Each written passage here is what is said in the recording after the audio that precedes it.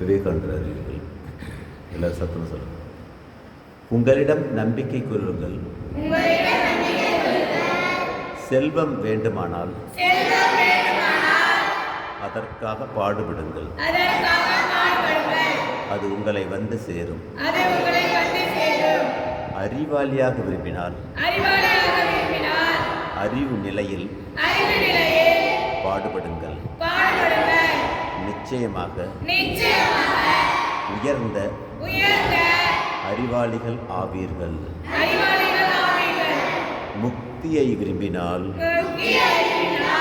ஆன்மீக நிலையில் பாடுபடுங்கள், நிச்சயமாக முக்தி பெறுவீர்கள், நிர்வாணத்தை அடைவீர்கள், பேரின்பம் பெறுவீர்கள்.